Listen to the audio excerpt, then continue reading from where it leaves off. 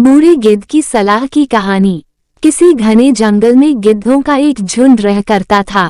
उनका पूरा झुंड एक साथ उड़ना भरते और साथ में ही शिकार करते थे। एक बार वो सभी उड़ते उड़ते किसी टापू पर पहुंच गए। वहां बहुत सी मछली और मेढक रहते थे। उन्हें वह टापू बहुत अच्छा लगा। उसके खाने पीने और रहने की सारी सुविधाएं उस टापू पर मौजूद थी। सभी गिद्ध उसी टापू पर रहने लगे।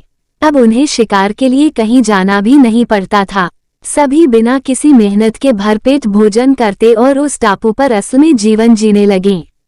उसी झुंड में एक बूढ़ा गिद्ध भी रहता था। वह बूढ़ा गिद्ध यह सब देखकर बहुत परेशान रहता था। उसे अपने साथियों की आलस भरी दशा देखकर चिंता होने लगी।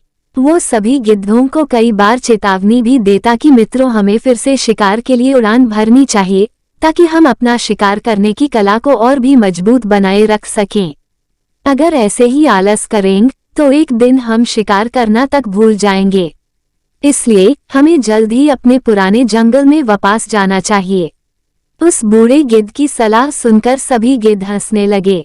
वो उसका मजाक बनाने लगे।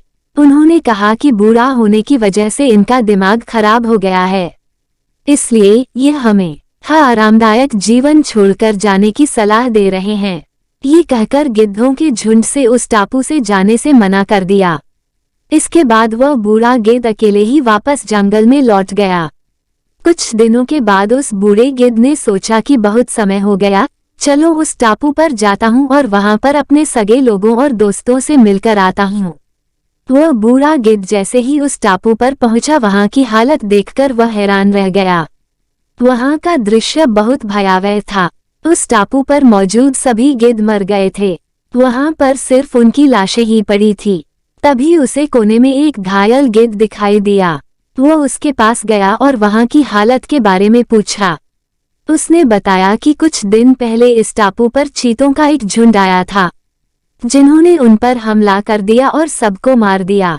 हम लोग बहुत समय से ऊंचा उड़े नहीं थे, तो हम अपनी जान भी नहीं बचा सके।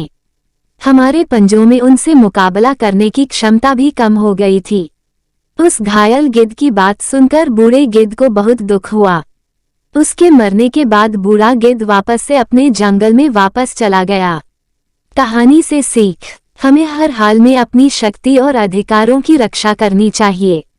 अगर आलस की वजह से अपना कर्तव्य करना छोड़ देंगे तो भविष्य में यह हमारे लिए घातक हो सकता है।